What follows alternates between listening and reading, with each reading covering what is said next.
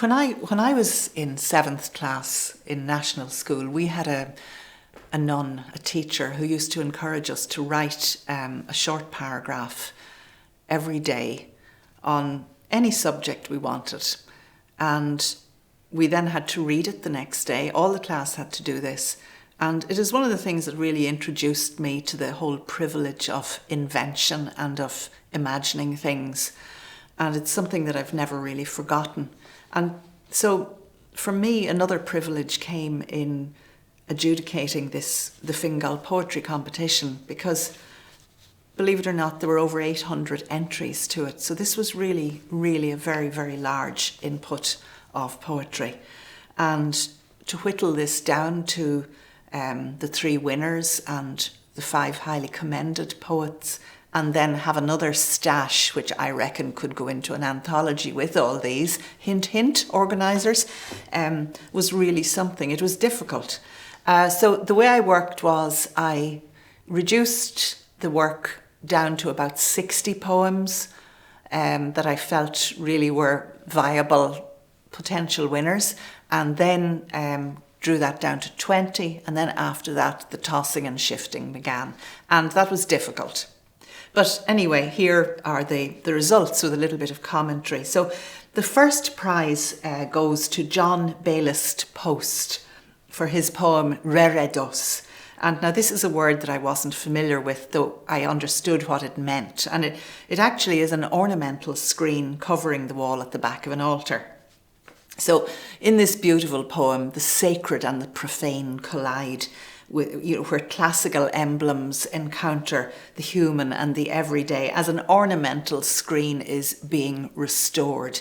And so we see the action of restoration here, as well as the background to different characters involved in the restoration. There are 6-line stanzas which describe the conflicts and labours of the past, the exploitation of the poor. And then after each 6-line stanza, there's a couplet which is depicting the activity of the natural world, including bird life, which shows up on this screen. So I thought it was absolutely a stunning poem because it's so multi-layered, and there's a certain playfulness in the laying bare of what is happening in the restoration of the screen. And the speaker tells us about brother saints Cosmos and Damien, who can't see one another because he has sort of placed them apart with their eyes averted to one another, and announces that I'm sure God loves a little mischief. So it's a very unusual poem in a time when the idea of God or infinity or mystery plays a different role. But it is strikingly contemporary to me because of its underlying humanity and the sense of desire and lust, and the ideas of apprentices and art, and the question of what we present that might inspire people who have been maybe kept down for centuries. I really loved this poem, and congratulations to John Baylist Post. The second prize winner is Rivermouth by Jim McElroy. And this is a very intensely wrought poem set in Belfast. It manages to be both elegiac and sort of celebratory at the same time. And Rivermouth is the original meaning of the Irish words Béal Feirste. So the language in this poem is very, very well chosen. And I know it's a cliche to say flint hard, but it really is. And it's a densely composed work that invites the reader to consider the physical rawness of the city. And just to quote, body bags like pulled teeth on the one hand. But then the poem kind of softens in the final quatrain. And there's a general sense of orthodontic work done on this once beleaguered place, where cruise ships are now lined like veneers and, quote, your back teeth white as iceberg. And it is this final stanza which suggests questionable outcomes that in the end elevate the poem to something quite wonderful and memorable. Now the third prize winner is Chandrika Narayanan Mohan, and it's called Stargazing with My Mother. This is a powerful and tender evocation of two women, a mother and daughter, watching stars and meteors from two different locations, one possibly in Ireland and the other in New Delhi. And their unity is enriched by their focus on the night sky. It's an unusual perspective, two women exploring vast distance, but also vast intimacy. And the poem is written in direct and unornamented language, which nonetheless carries great authority and beauty. There are also 6 highly commended poems that I struggled to place every single poem of these 8 and where to position them. The first one is called Sestina for Maggie by the well-known writer A.M. Cousins.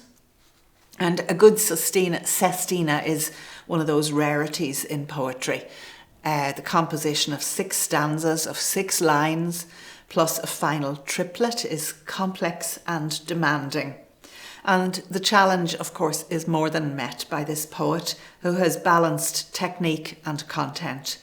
It's a strongly narrative poem of a woman's harsh life, first in Ulster, later in the Republic, and it concentrates the reader's mind on the quiet heroism of women who have to bend beneath the bitter call of old Republican causes.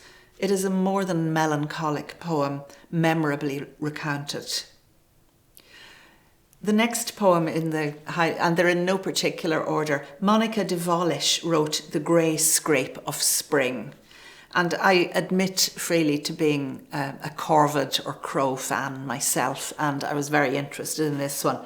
It focuses initially on rooks and the manner in which the poet brings to life the closely observed manoeuvres and activity of corvids in early spring within the natural world.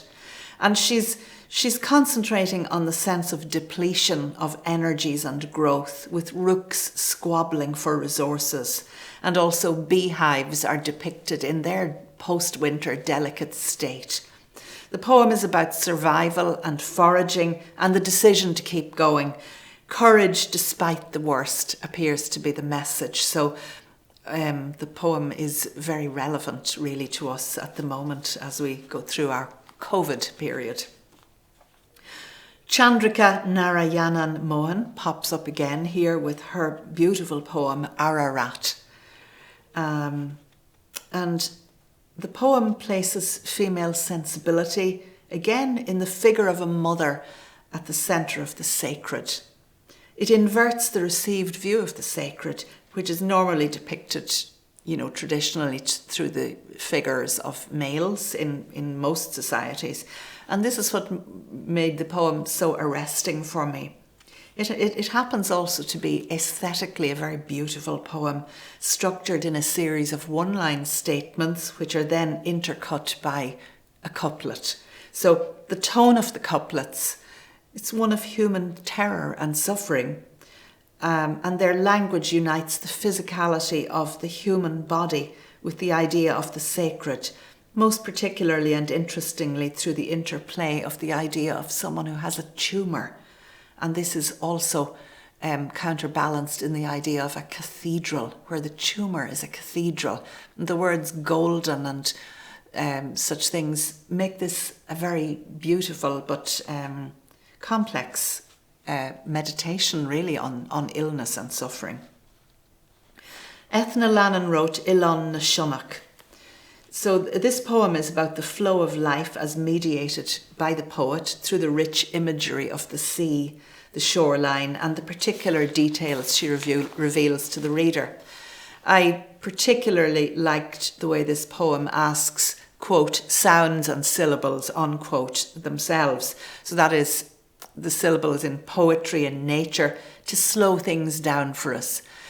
Ilon na Shonach is what is known in English as Shennick Island, or Place of the Fox, and it becomes a doorway into what the poet refers to as the other time. And this is not a time of endings, she consoles us really, but it's of forwards movement and of beginning. So I really loved this poem for its attentiveness to the moment. Finally, Hard Swallows by Brian Kirk. This is a vividly realised poem about the liminality of the emigrant children who used to return to Ireland each summer, possibly during the 1960s and 70s, and what they represented to local people. The poet suggests a toughness and hardness acquired by the emigrant children in tough English cities, and the ambivalence felt by local people towards these kids. Yet they were attractive and even irresistible to certain local girls, the poet tells us, and the sense of unarticulated danger in the air builds through the poem, and readers will empathise with the emigrant children who, it is inferred, possibly belong nowhere, because not all Irish were welcomed in England at that time, and here they are finding an ambivalent welcome when they come home.